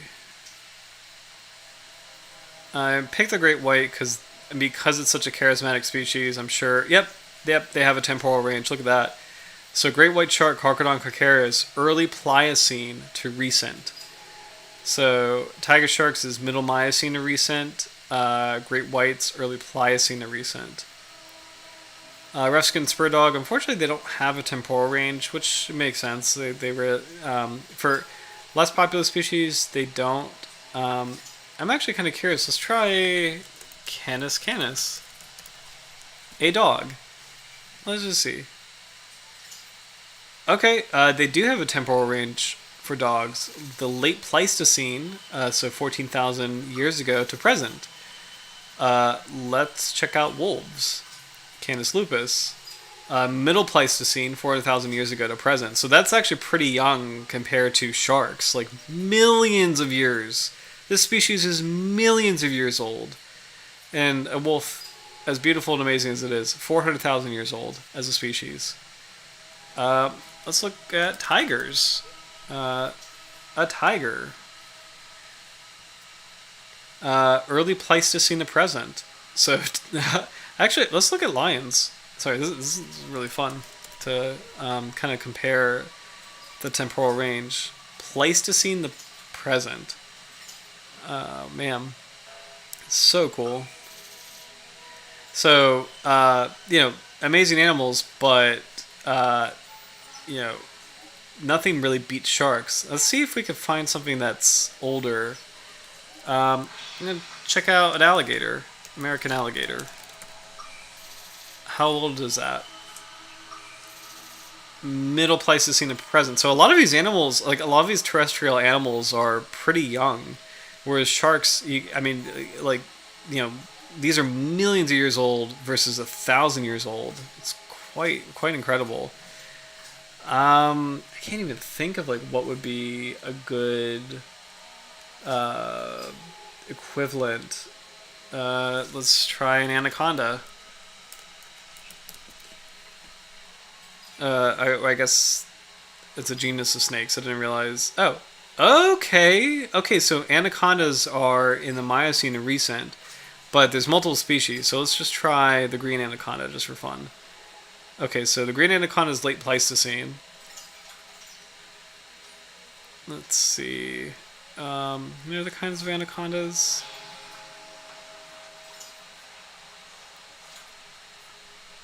Oh wow, there's a lot of anaconda species.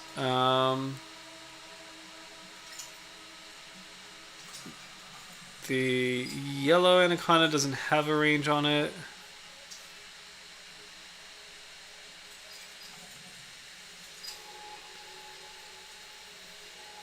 Dark spotted anaconda.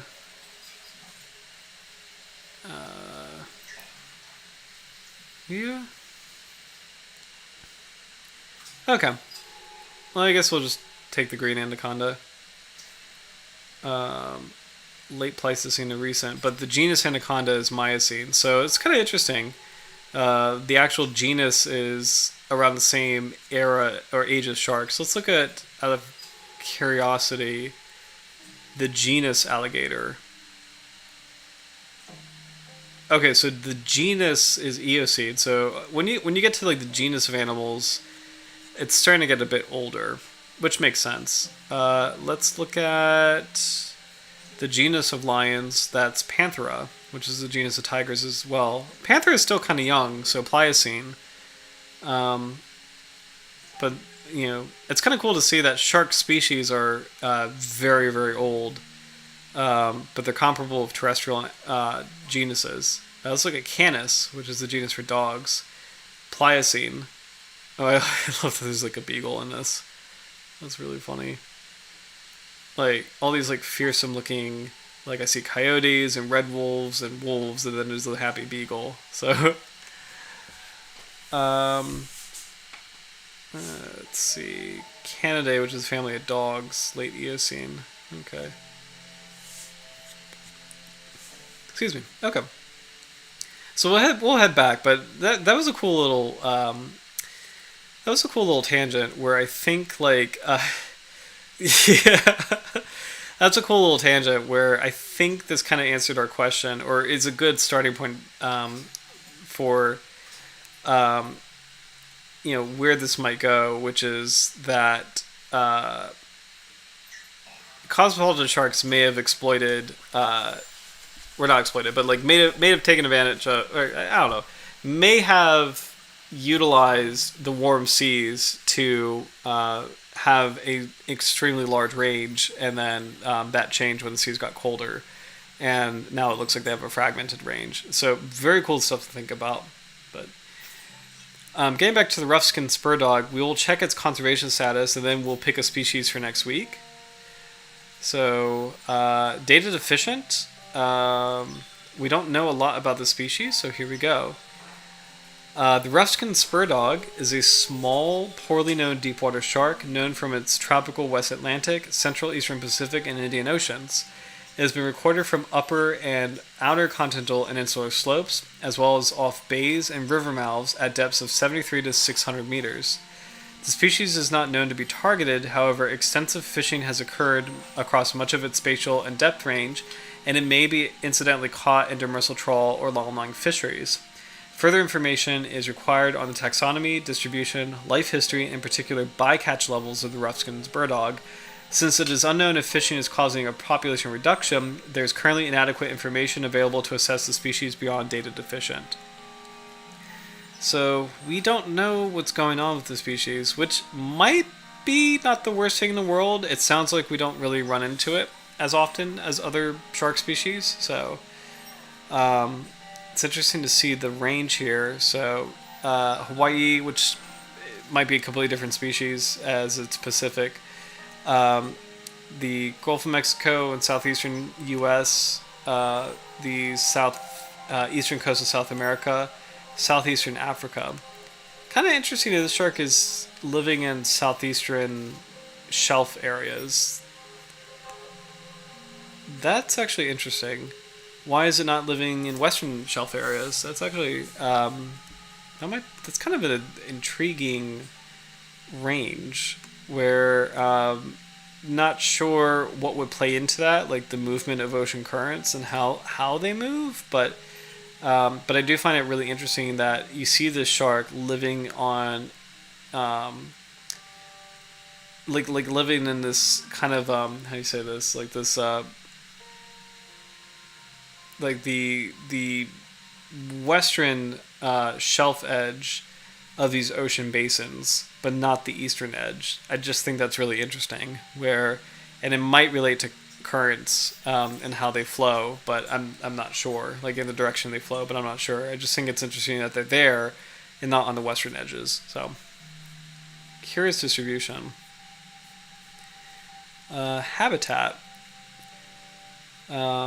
Upper and outer continental insular slopes, as well as off bays and river mouths.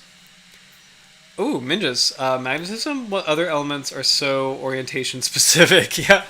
Well, that's a cool hypothesis. So, and there's a lot at play, which I think is really interesting. So you have magnetism could be a factor. I think ocean currents and the direction of them may be a factor as well. But I'm not sure why though. Mechanically, I could see how they would be, because as the Earth turns, it's creating this unique, like the turning of the Earth does affect the flow of the water, and I think that is called the Coriolis effect, where you kind of have like this northeastern drift of, I guess at least in the northern hemisphere, you have like a northeastern drift of, or northeastern push of, how do I say this? Like, there's like a northeastern flow because of how the Earth turns. Yes, Minjas. Yeah, even more evidence. There should be more shark scientists. 100%. One of my absolute favorite things about this channel and this community is we've seen together that there's so much we don't know, and I really appreciate that, because a lot of like pop shark science just regurgitates the same facts, and I used to be really like just kind of downtrodden by that, where it's like, oh man, is that it? Did we discover everything that we needed to know about sharks? And absolutely not. There's still so much to learn. So, but as far as the distribution, I think magnetism is a cool hypothesis. I think the currents might be an interesting hypothesis too, but I'm not sure what the shark would be doing other than there has to be something tied to upwelling and how that affects the distribution of prey items, but I'm not sure. So wasn't sure tides of currents were different coast to coast. There might be a way to model that actually. I feel like I'm going to crash my bandwidth, but current ocean current model. I know there's a good one. Let's see. You know what? We may stick to YouTube because I think YouTube had a good one from NOAA. Because I feel like the NOAA website is going to kind of like, oops. Well, maybe we don't need YouTube. We can just do. We'll try NOAA. So ocean current models. Let's see. Ocean Models, National Centers of Environmental Education. Let's see. Adaptive system. Because I honestly would like to see an overview of the direction of the currents. This might work. This is kind of rough, but let's see. Oh, visualizing the ocean currents with echo. NASA might be promising. So, my fringe theory is that one population was bad at thriving in western currents, so stuck the east. Maybe actually. So then, boom, Roughskin Spurdog. But maybe, maybe there might have been something that. There we go. That's what I wanted to look for. So this is an incredible model, by the way. Look at this beautiful, beautiful flow. Incredible how this data like syncs up, so you can kind of see this incredible, like how the ocean currents work, how like the gyres work. I'm definitely gonna put this in a chat because this is a beautiful model. So let's see what we got. So we definitely have the shark living in this shelf. So you have the famous Gulf Stream, that big white streak. You've got some other action going on here in the Gulf of Mexico. Where else was the shark living? It was in the... Oh, look at this. This is the equatorial current. Look at that. Like just smooth, uninterrupted, very strong water flow here. That's really cool. The famous EAC, the Eastern Australian Current, so made famous in Finding Nemo, is right there. I really should know what this is. That might... this is an extremely famous current, and I can't remember what it is. The Kirishio Current? But I'm not 100% sure.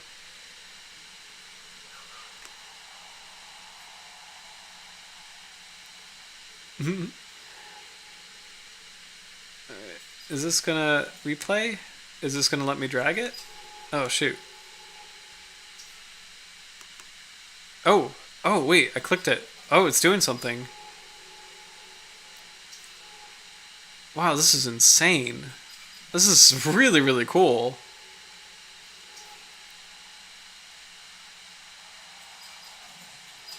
Wow, look how the current is like making these like gyres. So these gyres are kind of splitting off. So this is when I say like the cold core eddies and the warm core eddies. This is what I mean. This is so cool. Okay. Can we... Oh, great. It's spinning again. Perfect. Okay, so we wanted to pay attention to South America.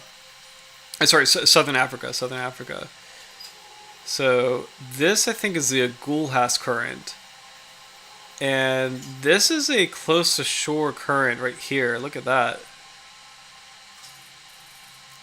Oh, this is so cool.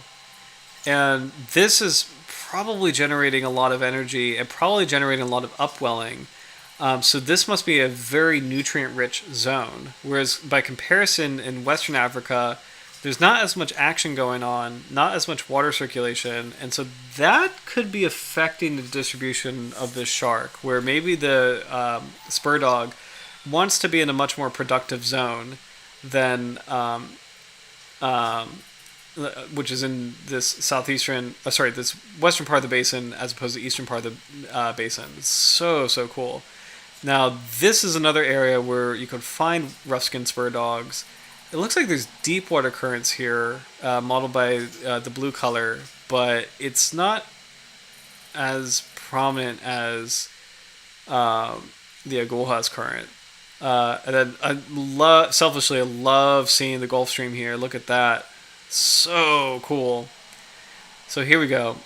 You got the Gulf Stream careening through between Bahamas and Florida, creating a gyre here. So many gyres coming off of this. So whenever I say cold core eddies or warm core eddies, these circles that you see, this is exactly what they are. This is where tropical fish get trapped and temperate water fish get trapped, and they're put in these like zones that they usually wouldn't be found. The currents bring in all these like tropical animals offshore here. You can see that there's a lot of current energy on the shelf area here, but not so much on the interior of the coast. So the interior of the coast is much colder, whereas right offshore, like in Norfolk Canyon, it's a lot warmer. So that's where I saw that scout hammerhead a couple years ago. So such an amazing model, just kind of seeing how the ocean currents flow. And I will definitely put it in the chat. There we go. Here's a view of the Gulf of Mexico, kind of how that system works. So it is an extension of the Gulf Stream. Yeah, isn't that cool? So this is an extension of the Gulf Stream, but it's kind of cool to see that there is a circulation within the actual Gulf of Mexico here. So.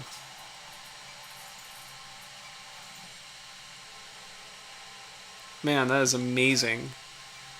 So this model is fantastic. It's kind of helped identify a little bit, like a couple hints in terms of like what might be going on with the rough-skinned spur dog, and I think my suspicion is that upwelling is happening, and the shark likes to be in areas where there's relatively higher upwelling because of the ocean currents. Like the movement of the water is helping to trigger this effect of like stirring up nutrients from the deep, and that creates a cascading effect in which you have this abundance of life. Like the nutrients cause a phytoplankton bloom, which causes zooplankton bloom, which cause little fishes to eat the phytoplankton, the zooplankton, and then bigger fishes eat the little fishes, and so on and so forth. So that's my guess, but not 100% sure. But amazing model right here. So really glad we got to see it. So I think before we end, we'll have to pick a shark for next week. I do have a suggestion, and just because we were talking about the lamniforms, it might be fitting to finally complete them. Because we did all these species except for one, which is, I want to say it's the pelagic thresher that we missed. So let me make 100% sure. And also let me know what you think as far as maybe finishing the lamniforms next week. Let's see. I'm double checking if we did all of them. Because I don't think we did. I think there's a few more left. So we did basking shark, sand tiger, poor beagle, crocodile, thresher, goblin, big eye sand tiger, short fin mako, megamouse salmon, shark, big eye thresher, long fin mako. Oh, wait a minute. Oh, we have actually two more left. Wow, we have two lamniforms left. Okay, so we actually have the pelagic thresher, which is an open water thresher shark, and the small tooth sand tiger, Otontaspis ferox, which is kind of a cool looking cousin of the sand tiger shark. So those are my suggestions for next week, but we can do another shark entirely. So please let me know what you think in the comments, or in the chat. So I say do it, and before forget to suggest it next week. Oh, the new angel shark species you mentioned earlier might be cool. Oh, let's do that one. That would be really fun. So let's see if we could find it. Because like I thought there was only one lambda form left, but there's actually two. So since there's two, I'm like, yeah, we don't necessarily need to complete it. I think Leah's angel shark sounds really cool. So let's do that. Leah's angel shark, Squatina Lea'i. And maybe I could tie in some species. Like, what does it take to name a species? Like, what does it take to discover a species in science? There might be some cool research on that, or especially since this is a modern description, might be some cool summaries on like how they determined that this was an entirely new species. So, love the suggestion. I think Leah's angel shark would be a great fit for next week. So we will do Leah's angel shark. So, yay! Make sure to suggest one of the two lambda forms. So yay! Okay, so we'll do Leah's angel shark next week, and then the week after, it will be one of the lambda forms of some kind. So I'm excited. I think it's a good playlist queue up. So. Let's see. I think we did all of the basic information on the Roughskin Spurdog. We're gonna check out, I think, just this website and maybe one article. There was one that kind of caught my eye, and then I think we'll wrap it up since we're getting closer to 11. But this was a pretty fun stream. I really like the tangents on paleontology, climatology, and ocean currents. So. We've got the same English names: Roughskin Spurdog, Roughskin Dogfish. Let's see.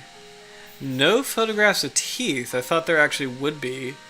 So it looks like there's still quite a quite amount of research we need to do on the species. Let's see.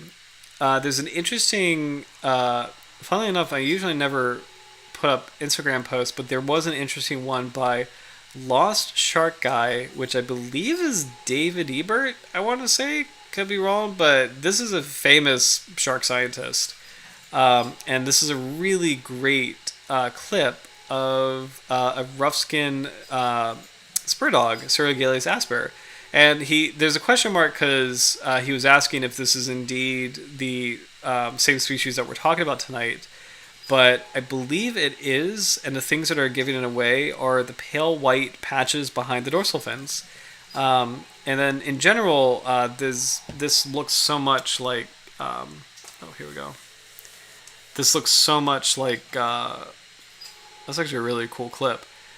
This looks so much like the shark that we've been discussing, where it has the bluntly rounded snout, kind of a stockier body, very high dorsal fin spines, and then again the coloration where it's relatively uniform. And these look like smaller individuals, but relatively uniform. No spots or anything on the back. So one more time, because that's such a cool clip. So this is a rough-skinned spurdog, or a closely related cousin, checking out a baited remote, or maybe not remote, but like underwater bait in front of a camera.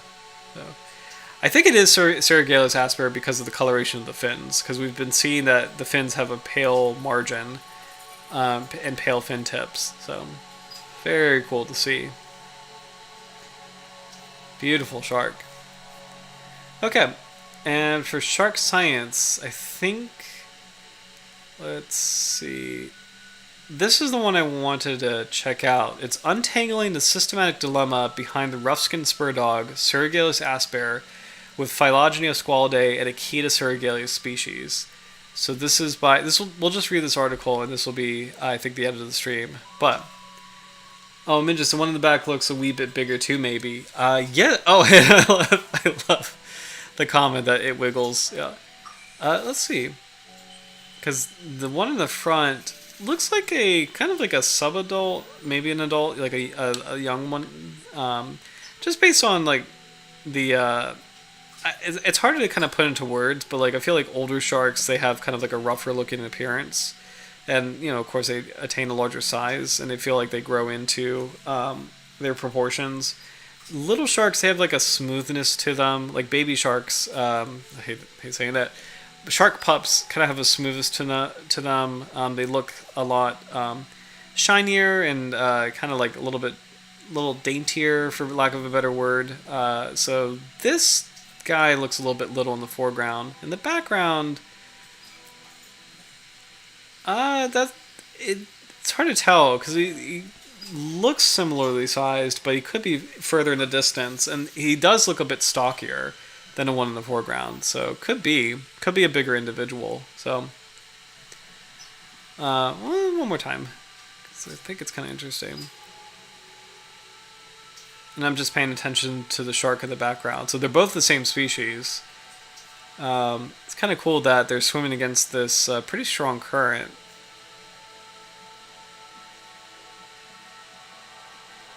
Yeah, he does look a little bit bigger. I think you're just that the one in the back looks a bit bigger. And he's just further away, but he is ultimately a bigger individual. So. Cool. Let's see. So, this is an article by Sarah Vina and Carla Diaz-Soares. Abstract. Cirrhigaleus comprises a small genus of rare, barbel-bearing dogfish sharks with distributions in limited regions of all oceans. Generic validity and taxonomic status of some species are upon controversies by morphological and molecular evidence that often suggest reallocation of Cirrhigaleus species into the genus Squalus. Interesting. So there's a conversation that this is actually much more closely related to spiny dogfish than we think. Particularly the Roughskin Spurdog, Cirrhigaleus asper, exhibits intermediary morphological characteristics within Squalidae that requires clarification. In the present study, a phylogenetic approach was undertaken to test the correct generic placement of Cirrhigaleus asper using novel and revised morphological characters. We performed maximum parsimony analysis of 51 morphological characters of the internal, for example, neurocranium, clasper cartilages, pectoral and pelvic girdles, and external anatomy applied to 13 terminal taxa. Cirrhigaleus represents a valid genus and is supported by 8 synapomorphies. High number of monospilous vertebrae, medial nasal lobe supported by a fleshy core and innervated by the buccopharyngeal branch of the facial nerve, neurocranium with greatest width across nasal capsules, one facet of one condyle in the pubiosciatic bar for articulating with the basta pterygium. This is really funny because this is all anatomy, and it's just like Latin literally is a very good language to learn for any kind of biology, because these terms they almost sound ridiculous, and yeah, they actually make sense based on their Latin roots. But it's just kind of funny because I'm literally kind of like speaking in a different language right now, which is kind of funny to say out loud. But 2 intermediate segments between the basta pterygium and the pelvic fin of the axial cartilage of the claspers. 5 terminal clasper cartilages and a posterior medial process of the pubiosciatic bar absent. Cirrhigaleus asper is a sister species to small clade comprising Cirrhigaleus barbifera and Cirrhigaleus australis, which is supported by one synapomorphy. So synapomorphy is a shared derived trait. So it's like the root of a branch of an evolutionary tree. Presence of conspicuous cusplets and dermal denticles. Cirrhigaleus barbifera, Cirrhigaleus asper, and Cirrhigaleus australis are redescribed here, and the neotype of Cirrhigaleus barbifera is designated. A key to Cirrhigaleus species is also given, and the interrelationships within Squalus is tentatively discussed. So. Yeah. Up until you saying I hate saying that, I never even thought of the damage baby shark may have done to your psyche. Oh my gosh. Yep. Where it's had that impact. So we won't spend too much time on this. I'll just kind of briefly go through the figures. So these are. So I will say, when they are doing taxonomic revisions or comparing species, they get into every single detail about how every single part of the shark relates. So these are all extreme close-ups of the nasal capsules of, or the anterior margin of the nostrils of Cirrhigaleus. So we'll just kind of move forward. I'm just kind of curious if they have a figure on the phylogenetic tree. A comparison of the neurocranium, or the chondrocranium. So this is kind of like sharks don't have a skull, but this is the closest to it.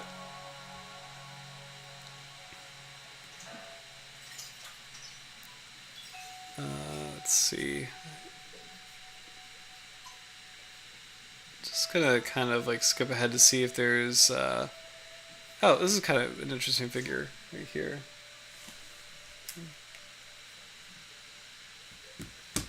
Oh.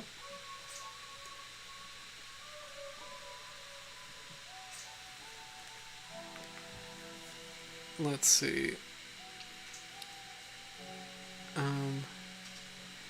But yeah, those sort of hyperspecifics are that makes the taxonomy so cool and complex. Yeah, that's true. That's true. So, it's really funny, by the way. So I got distracted. My wife, my wife just texted me, bee, and I got scared for a second. I was like, oh my god, there's a bee in the house, and then I saw bay, and then I realized, oh, it's baby, like baby shark. So it's ridiculous. So thanks, hon. Thank you. Oh my gosh, I thought it was a bee for a second. We don't like bees. Although it's November, common sense prevails that it's just baby shark. So anyway. So speaking of B, we have figure B, figure A, B, and C, and actually I appreciate that it's comparing the barbels of the different species, because we didn't really get a good look at the one for the Roughskin Spurdog. Oh my gosh, hi Mrs. Jaws, keep pranking him. No, you don't need to prank me more. You're good. You're good. The stream's almost over. Oh, actually, I shouldn't say that. The stream's almost over, but like that probably incentivizes more pranking. So, Rouwevel-Nicholls. Let's keep looking at things about the sharks. So, actually, that is a really cool view of, because like this whole genus is famous for having enlarged dermal denticles. So it's actually, this is a really cool view, seeing how they overlap. So. Oh my gosh, I gotta shut the stream off because I'm getting more text. Don't encourage her. Don't encourage her to prank. Oh my gosh. All right, I do want to see. Okay, it is almost 11, but I do want to see how. This is what I wanted to ultimately see, was just how this species relates to other species. So here we go. Oh my gosh. So we have Cirrhigaleus asper is a Roughskin Spurdog, which is here in a phylogenetic tree. It's a sister to the Cirrhigaleus barbifera and Cirrhigaleus australis. So they all are verified to be their own genus, and this clade is sister to Squalus. Kind of cool to see that was pretty much verified. It was where they were originally, but it's nice to see that after genetic testing, we kind of conclude or reach a similar conclusion. Kind of cool to see in this phylogenetic tree. We have the kitefin shark, Delicius leuca, and then the cookie cutter shark, Isistius, as outliers. But yeah, it looks like the study kind of concluded that Cirrhigaleus is. Oh. I think there's more nuance to this. This is still saying that Cirrhigaleus is basically its own thing, which is good to know. So, and this is comparing the ranges of the different Cirrhigaleus. So our species is the yellow dots. Cirrhigaleus australis is in Australia, and then Cirrhigaleus barbifera is in the Indo-Pacific. So. Oh, and this is really cool. So this is actually a nice visual comparison of the three species.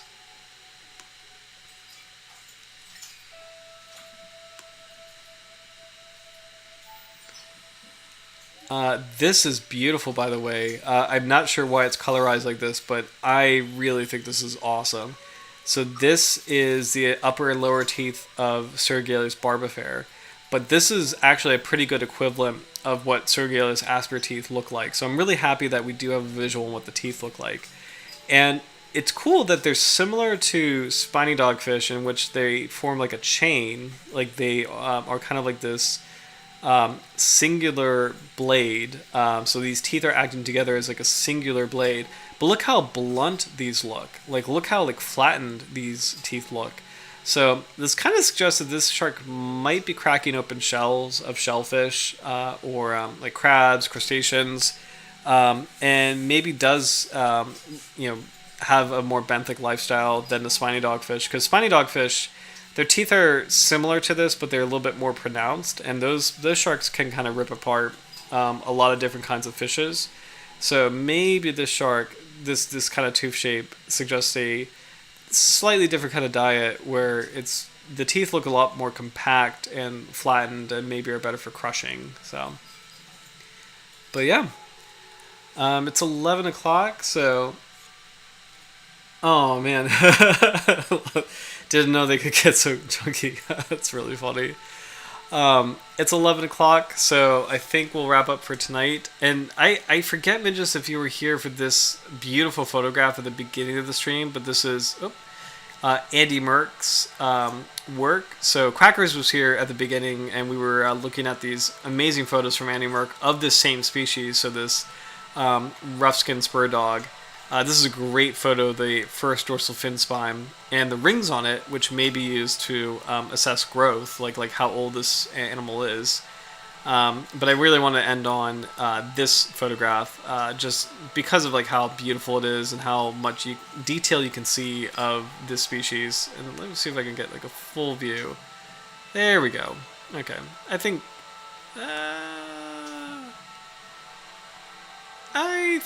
that works. Oh, can I make it big? Oh, nope. I actually do like this photo because this one looks quite fat, but this one is a good one to end on. So anyway, and I think we'll end now. So I wasn't here earlier, but that's why it's always nice to catch the VODs once the stream ends, but also it looks so peaceful. Oh, yeah. So this is actually an extremely cool photo because this should be a deepwater species. But what a lucky shot to be able to photograph it in broad daylight and just to see it so clearly with a clear background. So, and yeah, I think that's one thing I really love about sharks and elasmerics in general is that they always have an elegance to them. Just even you can even see it in photographs. There's just something about the way that they look and the way that they move. They just have this like billowing, calm, cruising elegance that just like make them completely unique animals, and part of the reason why I love them. So, but I think with that we'll wrap up for tonight. But thank you so much for watching, and this was a really fun stream. I always love the streams that have like twists and turns, and this one was extremely exciting when we were reviewing the ocean currents and then also how cosmopolitan sharks may have come to be. I think that was a really fun rabbit hole to dive into, and we came back out and tied it all together with the Roughskin Spurdog, but it was just a really cool, I think, marine biology stream in general, and posted some great links in the chat, so I'm sure those visualizers will be super fun to go back to. So yeah. But thank you so much for watching, and tune in next week for the brand new angel shark species, so discovered only 2 years ago, which is unbelievable to think about. So I'm really excited to see that, and thank you for suggesting that, Minjus. I think it's an awesome suggestion, so I'm excited to tune in next week for the new angel shark. But until then, have a great week, and I will see you soon. Have a good night. Oh, thank you. Bye.